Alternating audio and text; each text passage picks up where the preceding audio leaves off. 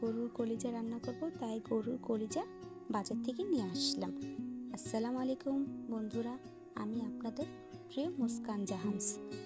আমার মতে জীবনে সুস্থ থেকে যদি জীবনযাপনই না করতে পারে তাহলে বেঁচে থাকার মানেই হয় না। তাই নিয়ম মেনে চলুন, সুস্থ থাকুন। গরুর কলিজা পুষ্টির এক অনন্য উৎস।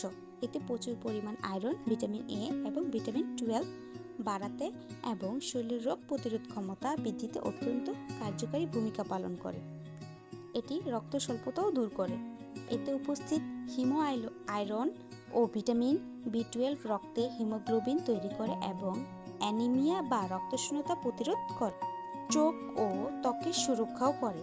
এতে থাকা উচ্চমাত্রায় ভিটামিন এ চোখের প্রখর রাখে এবং ত্বক সুস্থ রাখে। হাড় ও দাঁত মজবুত করে। কলিজায় ফসফরাস এবং ক্যালসিয়ামের ভালো উৎস, যা হাড় ও দাঁতের গঠন মজবুত করতে সাহায্য করে। মস্তিষ্কের কার্যকারিতা ও শক্তি বৃদ্ধি। ভিটামিন বি6 ও বি12 সুস্থ রাখে এবং ক্লান্তি ও দুর্বলতা দূর করে, দ্রুত শক্তি যোগায়। গর্ভকালীন পুষ্টি। এতে ফোলেট বা ভিটামিন বি9 গর্ভের শিশুর স্নায়ু ও মস্তিষ্কের বিকাশে দারুণ সাহায্য করে। এটার কিছু সাবধানতাও আছে। কলিজায় উচ্চমাত্রায় কোলেস্টেরল থাকে, তাই হৃদরোগী, উচ্চ রক্তচাপ, ফ্যাটি লিভার, ডায়াবেটিস রোগীদের এটি এড়িয়ে চলাই ভালো।